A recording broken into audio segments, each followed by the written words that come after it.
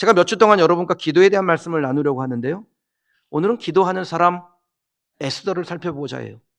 이 기도하는 사람이 거치는 과정을 살피면서 우리도 기도하는 사람이 되어 그가 얻은 승리를, 기도하는 자가 얻었던 승리를 나의 승리로 만들어가는 우리 성도들이 되시길 주님의 이름으로 축원합니다. 기도하는 사람이 거치는 첫 번째 과정은 담대함을 증명하는 것입니다. 에스더는 정직하고 단정한 사람이었습니다. 꾸밈이 없고 스스로에게 엄격했습니다. 타인에게 피해를 주거나 과도하게 욕심을 부리지 않습니다. 왜 그랬을까요? 믿고 의지하는 대상이 달라요. 돈이나 보석이나 화장품 같은 것을 의지하지 아니하고 하나님의 보호와 인도하심을 의지했기 때문입니다. 에스더 2장 15절 말씀입니다. 모르드게의 삼촌 아비하일의 딸 곧 모르드게가 자기의 딸같이 양육하는 에스더가 차례대로 왕에게 나아갈 때 궁녀를 주관하는 내시 헤게가 정한 것 외에는 다른 것을 구하지 아니하였으나 모든 보는 자에게 사랑을 받더라. 아멘.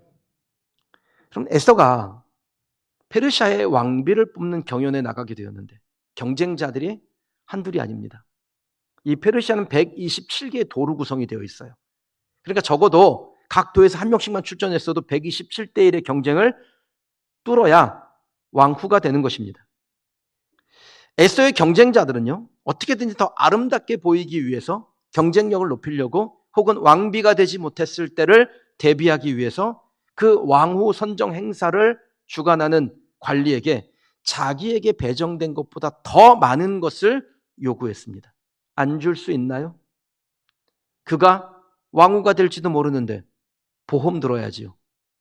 단란히 주기는 하는데 속으로 얼마나 조롱을 했겠습니까? 그런데 에스더는 달랐습니다. 정해진 것 외에 다른 것을 요구하지 않습니다. 왕비가 되고 싶지 않았던 걸까요? 그렇지 않을 거예요. 그랬다면 아예 출전도 하지 않았겠지요. 에스더에게는 보석을 구하고 화장품을 구하고 의복을 구한 다른 사람들과 달리 그들이 의지하는 것, 그것에 초점을 맞추고 있지 않고 자신의 인생의 역사를 주관하시는 하나님께 초점을 맞추고 그 하나님을 의지의 대상으로 삼는 담대함이 있었던 겁니다. 꽃단장으로 이기는 것이 아니라 하나님의 인도하심으로 이긴다라는 담대함이 있었습니다.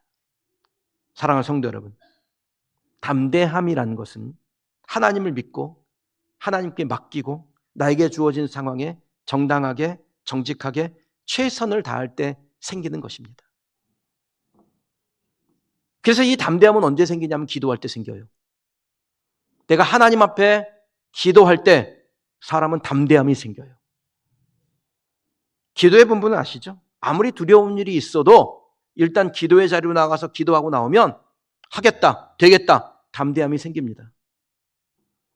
사람을 의지하고 싶은 마음이 들 때 기도하면 그 사람을 의지하고 싶은 마음이 싹 달아나고 그래, 내가 사람을 의지하랴 하나님을 믿지. 시편 56편 11절에 내가 하나님을 의지하였은즉 두려워하지 아니하리니 사람이 내게 어찌하리이까. 기도한다라는 것은 하나님을 의지하는 것이고 하나님을 의지하면 두려운 마음이 사라지며 사람은 내게 어찌하지 못한다는 담대함의 소유자가 될 줄 믿습니다. 그렇게 담대한 사람이 되면 그때부터 사람이 따라와요. 그때부터 문제를 해결한 능력을 갖게 돼요. 에스더가 사람이나 물품을 의지하지 아니하고 하나님을 의지할 때 그에게 어떤 결과가 왔습니까? 모든 보는 사람에게 사랑을 받더라. 과한 것을 요구했던 다른 경쟁자들이 지금 이렇게 되려고 요구한 거 아닙니까? 보석이라도 하나 더 달면, 옷이라도 하나 더 걸치면, 뭐라도 하나 더 찍어 바르면, 가방이라도 하나 매면 사람에게 사랑받으리라. 그래서 그거 요구한 거 아니에요? 그런데 하나님을 의지하니 담대해지고 담대해지니 하나님께서 사람에게 사랑받는 기회를 주시고 결국에는 왕의 사랑까지 받아서 최우승자가 됐다라는 거예요. 그럼 원리가 다 똑같습니다. 사람 의지하지 않고 하나님 의지하는 사람은 시대를 초월하여 사람에게 사랑받습니다. 사람에게 사랑받으려고 사람 의지하잖아요. 그럼 사람에게 미움받아요. 그런데 사람 의지하지 않고 하나님을 의지하면 그 사람이 나를 따라서 그 사람에게 사랑받는 존재가 됩니다. 결국에는 최종 승자가 되는 것입니다. 저를 한번 따라 하시겠어요? 기도하는 사람이 이긴다. 그럼 이 문장 꼭 기억하시기 바랍니다. 기도함으로 여러분의 담대함을 더욱더 견고하게 하며 승리하는 성도가 되시기를 주님의 이름으로 축원합니다. 기도한 사람이 거치는 두 번째 과정은 결단하는 것입니다. 에스더가 왕비가 된 후에 유다 민족에게 큰 일이 일어났습니다. 아각 사람 하만이 모든 대신 위에 높은 자리에 올라서 유다 민족을 몰살시키려는 계략을 꾸민 겁니다. 오늘 본문만 보면요, 왜 갑자기 하만이 등장해서 유다 민족 전체를 몰살시키려고 할까? 그렇게 생각하시죠. 이게 이유가 있어요. 하만의 조상과 에스더의 조상은 불구대천지 원수입니다. 역사를 쭉 거슬러 올라가서 이스라엘 백성들이 출애굽했을 때로 가볼게요. 출애굽해서 얼마 되지 않아서 이스라엘 백성들이 르비딤이라는 곳에 도달하게 됩니다. 르비딤은 골짜기였는데 그 르비딤 골짜기 피할 수 없는 그곳에서 아말렉 민족을 만나게 되죠. 근데 이 아말렉 민족은 농사 짓고 목축해서 먹고 사는 족속이 아니라 다른 민족을 약탈해서 그것을 빼앗아서 그걸로 먹고 사는 자들이었습니다. 그러니까 약탈이 주 종목이니까 이 아말렉이 광야에서 방황하던 이스라엘 백성들 얼마나 먹기 쉬운 먹잇감이었겠습니까? 도저히 상대가 되지 않는 상황에서 다급한 모세는 그 르비딤 골짜기 산꼭대기로 올라가 두 손을 들고 하나님 앞에 기도했고, 하나님께서 그 모세가 손들고 기도할 때 힘을 더하사 산 아래 골짜기에서 여호수아가 아말렉과 싸워 도저히 이길 수 없는 전쟁에서 큰 승리를 거두게 됩니다. 그리고 이 일이 있으면 하나님께서 결정하신 것이 있는데 그것이 출애굽기 17장 14절 이하의 말씀이에요. 여호와께서 모세에게 이르시되 이것을 책에 기록하여 기념하게 하고 여호수아의 귀에 외워 들리라. 내가 아말렉을 없이 하여 천하에서 기억도 못하게 하리라. 모세가 제단을 쌓고 그 이름을 여호와 니시라 하고 이르되 여호와께서 맹세하시기를 여호와가 아말렉과 더불어 대대로 싸우리라 하였더라. 아멘. 아말렉을 진멸하라라는 명령에는 매우 중요한 영적 의미가 있습니다. 출애굽하여 가나안으로 가는 이스라엘 백성들은 죄악을 떠나서 천국으로 가는 성도를 상징합니다.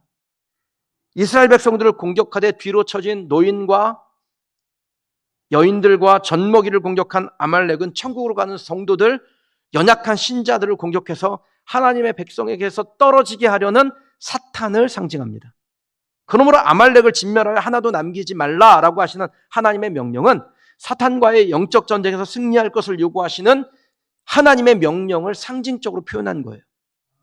그러니까 여호수아에게 내린 그 명령, 그것이 사울 왕에게도 그대로 주어졌고 그것이 에스더에게도 주어졌는데 그 명령이 지금 우리에게도 주어지지 않았겠어요? 매우 중요한 부분이에요, 이거. 하나님께서 사울에게 명령을 내립니다. 만군의 여호와께서 이같이 말씀하시기를 아말렉이 이스라엘에게 행한 일 곧 애굽에서 나올 때 길에서 대적한 일로 내가 그들을 벌하노니 지금 가서 아말렉을 쳐서 그들의 모든 소유를 남기지 말고 진멸하되 남녀와 소아와 젖먹는 아이와 우양과 낙타와 나귀를 죽이라 하셨나이다. 사무엘 선지자가 와서 사울 왕에게 하나님의 뜻을 전합니다.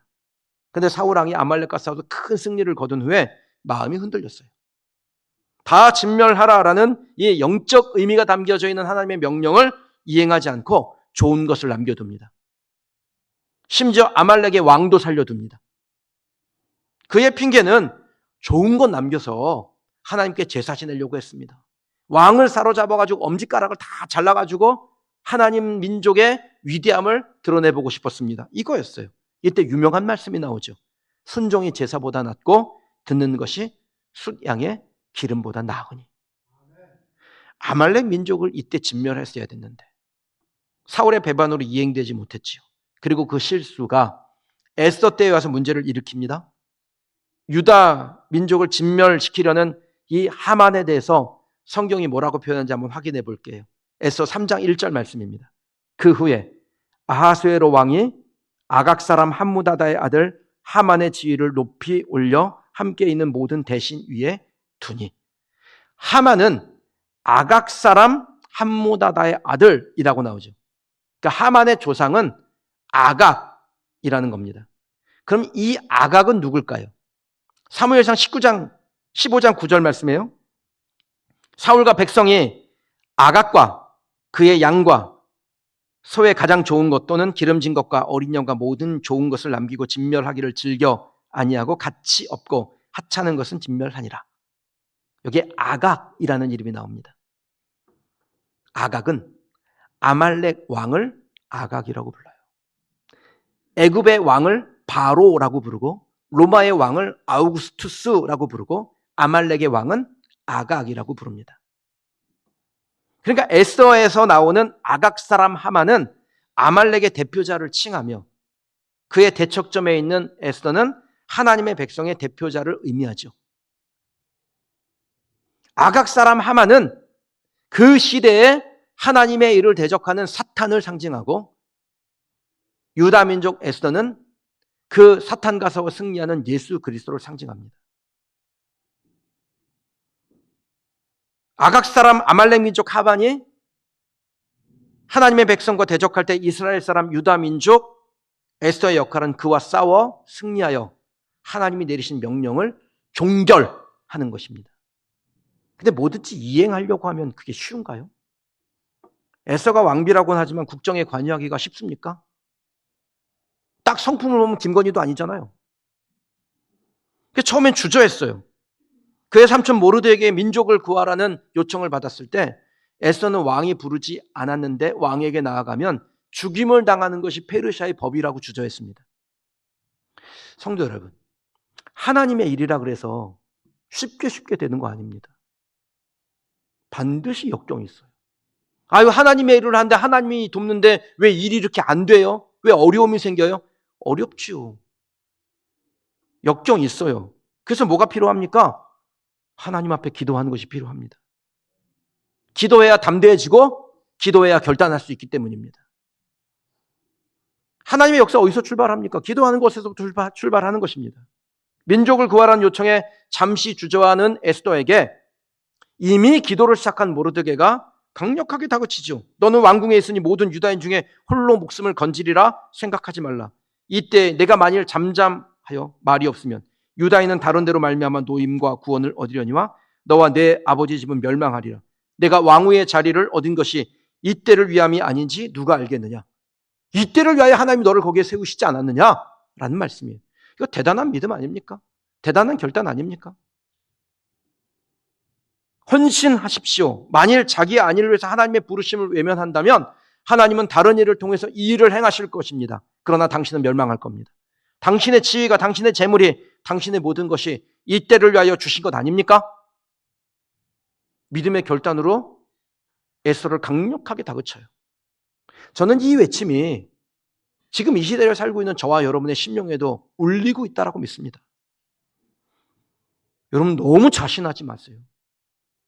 여러분의 건강 하나님께 달린 겁니다. 건강이 상한 분들은 너무 절망하지도 마세요. 그 건강도 하나님께 달린 거예요. 가진 재물 가지고 너무 벌벌 떨지 마세요. 그거 하나님께 달린 겁니다. 나는 좀 너무 재물이 없다고 쫄아붙지도 마세요. 하나님께 달린 거예요.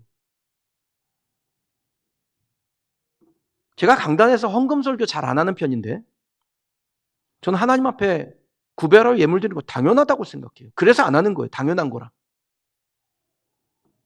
근데 인간 중심적 인본주의적 기독교를 추정하는 가짜 교인들은 11조에 대해서 이러쿵저러쿵 그럴듯한 핑계를 대는데 핵심은 이거예요. 나의 수입은 나의 수고를 통해서 얻은 것이지 하나님이 하신 일이 별로 없다.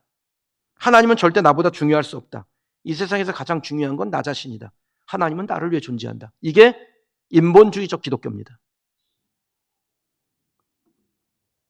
하나님이 돈이 없어서 우리에게 예물 갖다 바치래요? 이스라엘 백성들에게 너희는 흠없는 제물로 가져올지니라. 하나님이 그게 없어가지고 이스라엘 백성들에게 그거 갖다 바치랍니까? 그건 나의 전부가 하나님의 것이라는 신앙의 고백입니다. 딱 그것뿐이에요. 내 것이 나의 전부가 하나님 겁니다 라는 내 신앙의 고백인 거예요. 그리고 그 고백과 증거가 있어야 하나님이 글을 쓰셔요. 그 고백과 증거가 없는데 그에게 기회를 주면 사울과 같이 되는 거예요. 사탄이 득세하게 하는 것입니다. 그럼 우린 누구나 에스더처럼 결단을 요구받습니다. 그리고 결단하는 사람은 하나님 앞에 기도함으로 그 결단을 하게 됩니다. 에스더가 어떻게 결단했는지 볼까요? 4장 16절 말씀입니다. 화면 통해서 보시죠. 당신은 가서 수산에 있는 유다인들을 다 모으고 나를 위하여 금식하되 밤낮 3일을 먹지도 말고 마시지도 마셔서 나도 나의 시녀와 더불어 이렇게 금식한 후에 규례를 어기고 왕에게 나아가리니 죽으면 죽으리라. 죽으면 죽으리라. 여러분, 이게 기도하는 사람이 내리는 결단입니다. 그리고 이런 결단을 내리는 사람에게 하나님께서 기회를 주십니다. 이 결단을 거치지 않고 사탄에게 승리할 수가 없어요. 바꿔 말하면 결단을 하면 그는 사탄에게 이깁니다. 세상을 이깁니다. 전 저와 여러분들이 사탄을 이기고 세상을 이기는 하나님의 사람 되시기를 주님의 이름으로 축원합니다. 여러분을 두렵게 하는 이 세상에게 승리하시기 바랍니다. 우리를 죽이고자 하는 사탄에 싸워 이겨 승리하시기 바랍니다. 만약에 죽는다면 죽겠죠. 기껏해야 육신이 죽겠죠. 그러나 우리의 영은 영원토록 하나님의 영광을 찬양하게 될 줄 믿습니다. 몸은 죽여도 영혼을 능히 죽이지 못한 자들 두려워하지 말고 오직 몸과 영혼을 능히 지옥에 멸하실 수 있는 이를 두려워하라. 기껏해야 육신만 죽일 수 있는 이 세상, 그리고 죽이지도 못해요. 근데 죽일 것처럼 위협하는 이 세상, 그거 두려워 말고 영과 육을 멸하실 수 있는 하나님을 두려워하는 성도 되시길 축원합니다. 기도한 사람이 거치는 세 번째 과정입니다. 승리입니다. 에스더는 담대하게 죽으면 죽으리라 결단하여 왕에게 나아가 외쳤습니다. 내 민족을 내게 주소서. 에스더가 왕에게 나아가 내 민족을 구원해달라는 담대한 결단을 증명할 때 이거 자기의 전부를 거는 모험이었습니다. 에스더는 이미 한 차례 자기의 목숨을 걸고 왕에게 나간 적이 있지요. 그때 왕이 좋게 보아서 목숨을 지킬 수 있었는데, 그러면 좋은 일이라도 자꾸 하다 보면은 한순간에 돌변해서 꼴보기 싫은 일이 될 수도 있습니다. 온갖 암투가 득실되는 그 궁정에서 매사가 살얼음판을 걷는 일이에요. 근데 하나님께서 하나님의 백성들에게 주시는 은혜가 있습니다. 사랑받게 하시는 겁니다. 에스더가 처음 등장할 때 하나님은 에스더를 모든 보는 사람들에게 사랑받게 하셨습니다.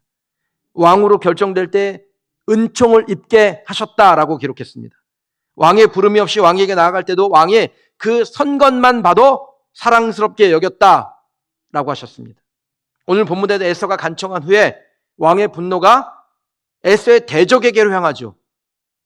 에스더에게로 향한 것이 아니라 에스더의 대적에게로 향합니다. 바꿔 말하면 에스더는 왕에게 사랑받았다라는 거예요. 여러분, 이게 우연일까요? 하나님께서 하나님의 사람에게 주시는 은혜인 줄 믿습니다. 그리고 이 은혜가 저와 여러분들에게 있어요. 그러니 늘 당당하세요. 나는 하나님의 아들이고 하나님의 딸이니 어디 가든지 사랑받으리라. 그리고 사랑받는 사람처럼 하세요.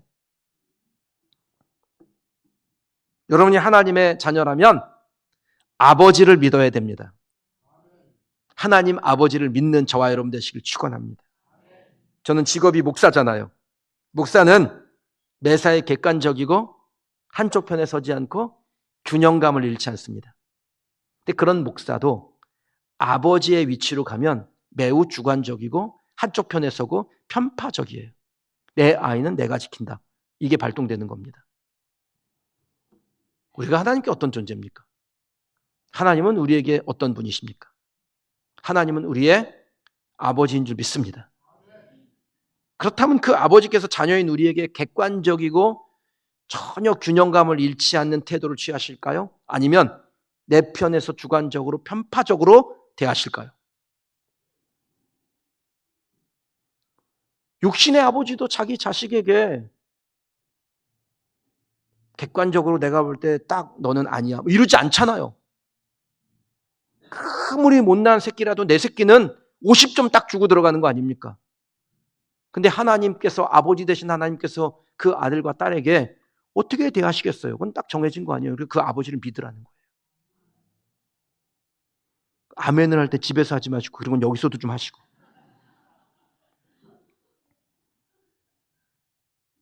그래서 하나님을 아버지로 인정하고 아버지에게 기도하는 우리는 필연적으로 승리하는 겁니다. 하나님을 아버지로 인정하고 하나님께 기도하는 저와 여러분 승리할 줄 믿습니다. 우리를 죽이려고 달려드는데 이 세상과 싸워서 승리를 쟁취할 겁니다. 물이 우리를 침몰하려고 하나, 불이 우리를 사르려고 하나, 아버지 되신 하나님께서 우리를 지키사 그 물이 우리를 침몰하지 못하게 하며 그 불이 우리를 사르지 못하게 강한 손으로 지키실 거예요. 그러니 담대하십시오. 결단하십시오. 그리고 승리하는 성도로 살아가는 저와 여러분 되시기를 주님의 이름으로 축원합니다. 종교개혁가 중에 존 낙스라는 영국의 종교개혁을 이룬 위대한 인물이 있습니다. 그가 외친 유명한 기도가 있죠. 스코틀랜드를 내게 주소서, 아니면 내게 죽음을 주소서. 그는 나라와 민족을 위해서 기도했고, 기도한 사람답게 담대했고, 기도한 후에는 목숨 걸고 결단했고, 결국에는 승리를 거두었습니다. 존 낙스가 활동할 때요, 스코틀랜드를 지배했던 권력자는 메리 튜더라는 여왕이었습니다. 그리스도인들을 핍박하고 죽음으로 내몰아서 별명이 피의 여왕이에요. 근데 그녀조차도 존 낙스는 두려워했습니다. 기도하는 한 사람이 기도 없는 한 민족보다 강하다라고 외친 그 존 낙스를 두려워했어요. 그래서 죽기 전에 존 낙스 한 사람의 기도가 수십만의 군대보다 두렵다, 이 고백을 하고 그렇게 힘없이 사망 권세로 흘러가 버린 사람이에요. 여러분, 존 낙스가 메리 왕에게 하나님 앞에 범죄하고 거역하고 악행을 저지른다라고 공중설교를 할 때 이 영이 존 낙스를 잡아다가 추궁하며 그 행한 말을 철회하라라고 종용했을 때 이렇게 당당하게 대답을 합니다. 나의 마음이 그것을 생각했습니다. 나의 입이 그렇게 말했고 나의 손이 그렇게 썼습니다. 이것으로 모자란다면 나는 하나님의 은총을 힘입어 내 피로 그것을 증거하겠습니다. 죽음은 죽으리라. 에스더처럼 담대했고 에스더처럼 결단했고 결국 에스더처럼 승리했습니다. 사랑하는 성도 여러분, 저와 여러분들이 우리의 일상의 삶에서 에스더처럼 담대하고 에스더처럼 결단하고 에스더처럼 승리하는 기도의 사람 되시길 주님의 이름으로 축원합니다. 특별히 이 한 주간 그리고 우리에게 기도의 시간이 주어질 때마다 나라와 민족을 위해서 기도하는 것을 멈추지 마십시다. 우리가 나라를 위해서 기도하는 한 사람이 되면 하나님은 기도하는 성도로 인해서 우리 나라를 지키실 줄 믿습니다. 우리 교회가 한국 교회들을 위해서 기도하면 하나님은 기도하는 우리 교회로 인하여 이 땅의 교회들을 세워주실 줄 믿습니다.